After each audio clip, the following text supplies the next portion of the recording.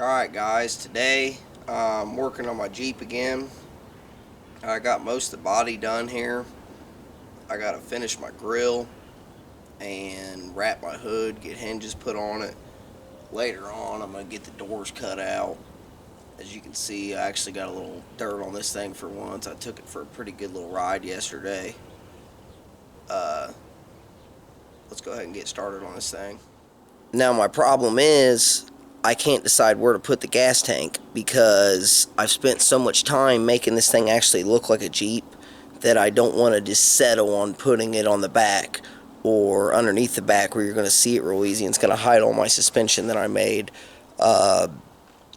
So I'm really trying hard to decide where to put it, and I think the passenger seat's going to be the best place. Underneath the passenger seat, not on top of it. Alright, here I got this thing all tore apart this morning. I got the passenger side took off of it, had the body put on. I'm trying to figure out where to put my gas tank. I think the best location is going to be right underneath this passenger seat, from about here to about here up to the seat, and it's going to come down about even with the bottom of that frame rail. I did the math. I'll be able to make a 3-gallon tank. It's a little smaller than what I wanted, but it's gonna have to do. I don't like anywhere else to put it. I've spent a lot of time keeping this thing looking like a Jeep. Yesterday I came out here and I had to make this oil cooler mount that you see. The oil cooler was mounted up in the front right here before, and I couldn't get my grill to set back where I wanted it, so I had to move my oil cooler back here and make this mount. I'm gonna go ahead and get this in primer because this thing sits outside, and that way it don't start rusting.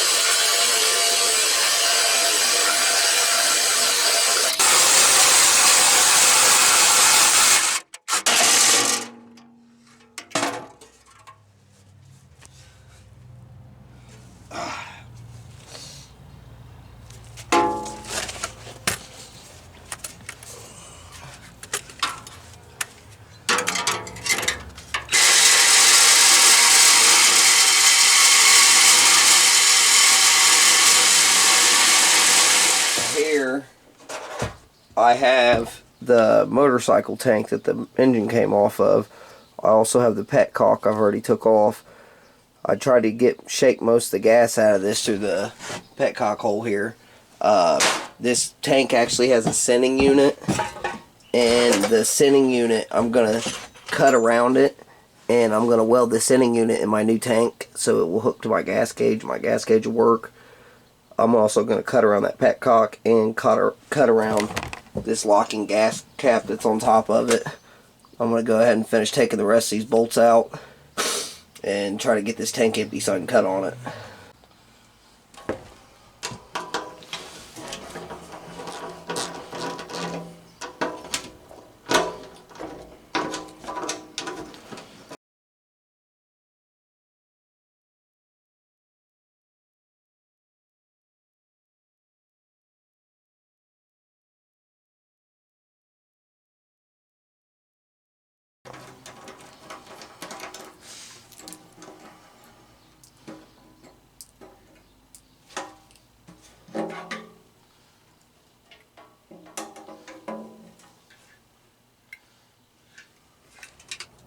Now I took water and put it in there and shook it around and dumped that out. And that should get enough gas out of there where I don't catch this thing on fire cutting it. Hopefully. I'm going to cut a rough shape. I'm going to cut around it.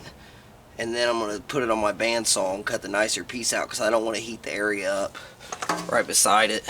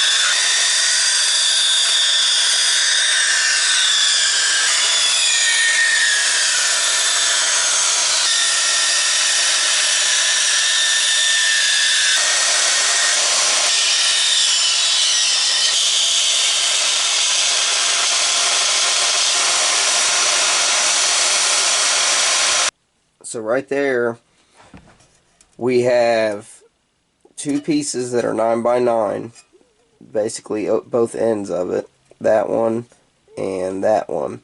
And then we have four pieces that are 9x11, this both sides, and then the top and the bottom. So we got 6 pieces that we got to cut total. So what I'm going to have to do, this metal is not clean enough. It's got rust a little here and there, but the way I'm doing this, I'm TIG welding it, and to TIG weld, the metal has to be perfectly clean. Even that grayish layer has to be taken off. It has to be shiny and nice looking. So I'm going to go ahead and start cleaning this metal up and kind of laying this out. First, I'm going to think about the best way to lay this out. So we got 4 9x11s. This is 30 inches. So 9 times 4 is, well wait, we can get 3 9x11s out of it this way. 9 is 18 and 27. So yeah, we'll get 3 9x11s out of it this way. And then we'll cut our other 9x11 and our 2 9x9s out of the next section. So what we'll do is we're going to clean 22 inches of this. I'm not going to clean this whole piece. I don't need the whole piece. You know, I'm going to clean pretty much this whole side of the sheet on both sides.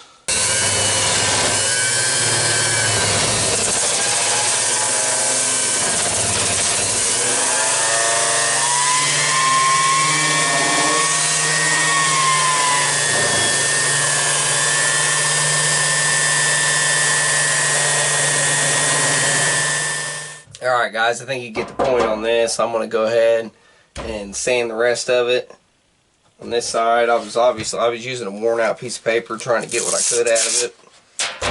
I'm going to go ahead and switch my paper out, finish this side, flip it over to the other side. I'll get back to you guys when I get done with that. Alright, now I got all this cleaned up. As you can see, the back side was a lot worse. It took me hours to clean this metal up. Now I'm going to start marking my pieces out that I need to cut.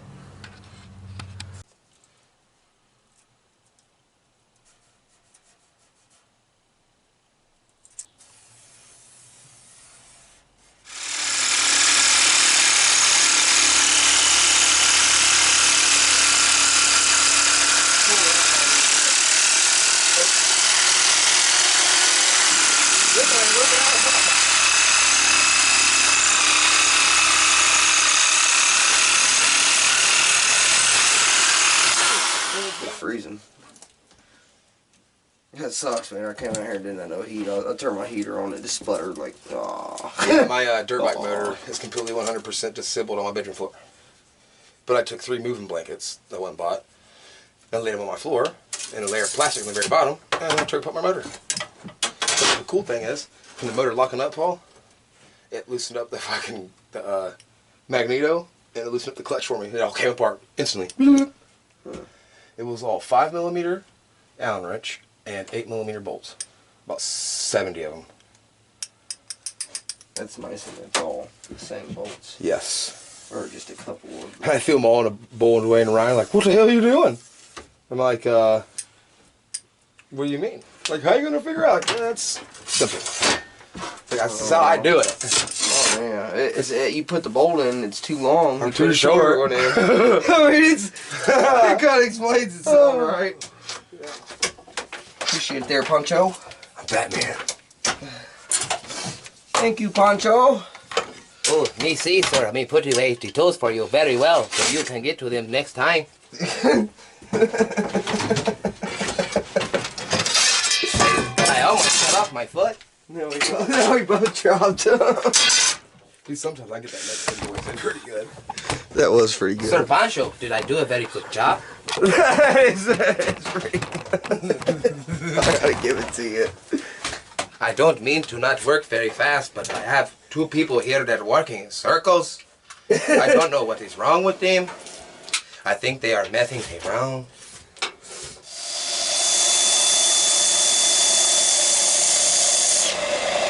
See how sharp I got that one compared to the other one? The other one ain't. They're both pretty good, but they're different points. I want them all kind of consistent. I got this one too much of an angle.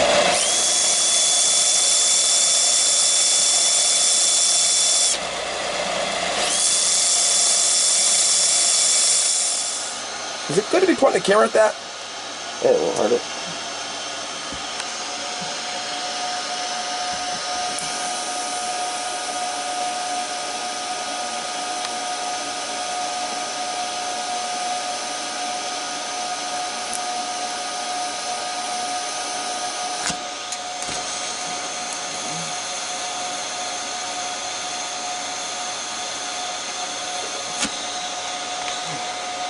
That one's there pretty good.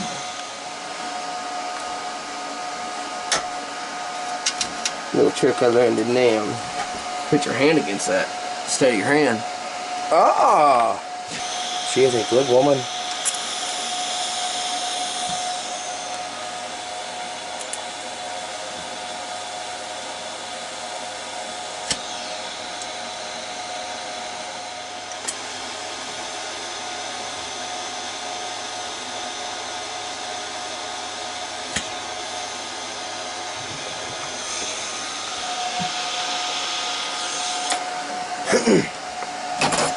That is very nice.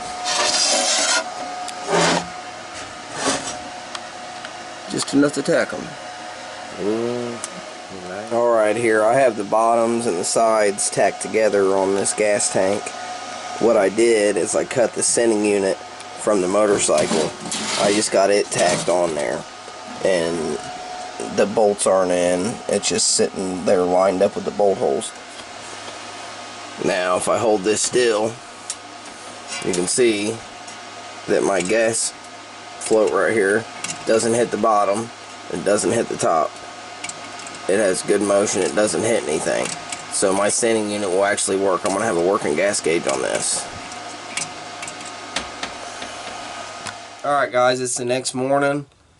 I'm out here again. I was out here till 3 in the morning last night. Luckily my buddy Spencer was here to kind of help me get this thing put together. I got some of the welding done. I'm going to go ahead and finish the rest of the welding today and hopefully get this thing thrown in there. Now here's my gas tank. As you can see, I got some of the welding done. You can't weld big. That's a couple different passes right there. You can't weld a big area at once or you'll warp the crap out of this thing. This is thinner metal than the sheet metal I made to make it out of, so it's kind of hard to weld that. I could definitely do it. It's going to take some time. I'm going to go ahead and weld the crap out of this thing.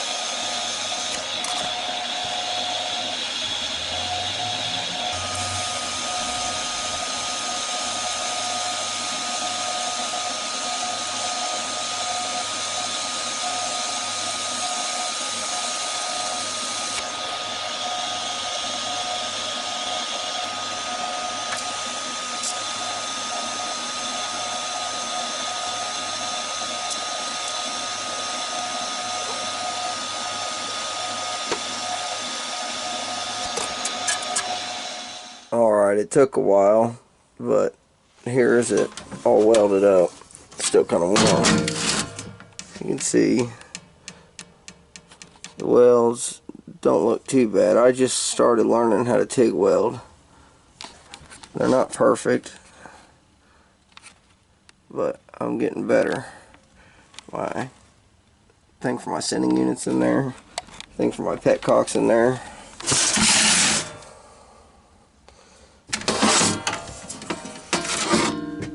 Still letting it cool down. It's still kind of hot. Now here's the real test. I have this thing full of water right now. If you see in there. And I don't see any leaks on this.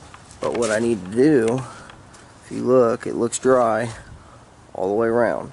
What I need to do here is put my sending unit in and petcock. Need to both go in there to actually test it and make sure it seals, because this is actually the bottom of the tank.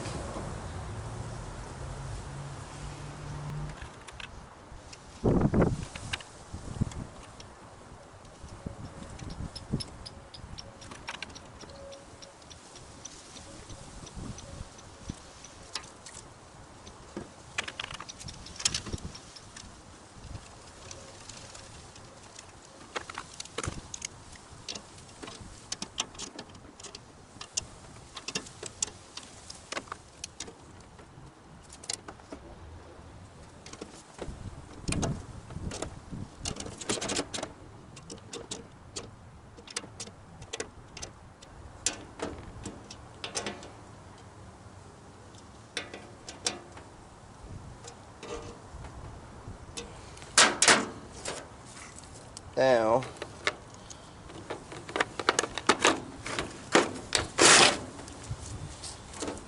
let's see if it's really waterproof. Nope. Maybe there was some water that was sitting in the seal. We'll see. It's either gonna stop leaking or it ain't. I'm just gonna keep leaking.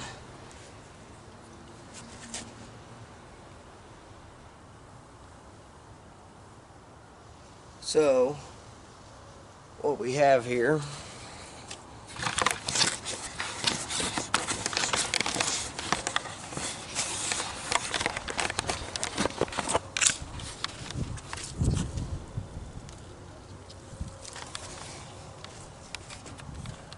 is there was a drop that came out of that. I don't know if it was from the seal. It was just stuck in there because I wiped it and now I don't see it running. The petcock, everything around it looks dry. Let's flip this completely upside down real quick.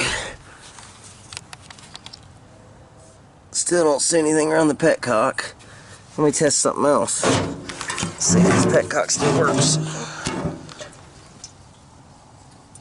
It ain't gonna come out a lot because I ain't got the tank vented. Ha.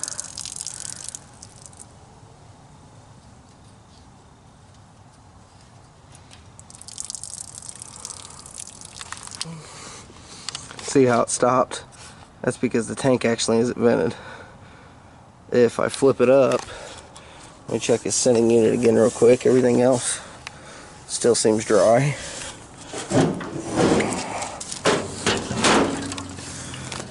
Still nothing around the sending unit. I call the tank good. Hey, thanks for watching. Next time I'll have it a lot farther along. Try to get a lot done. And maybe I'll take it out somewhere where I can really ride the thing and open it up somewhere in the dirt, maybe go through a little mud, I don't know, but I want to go test it out a little better. Thanks for watching. You guys have a good one.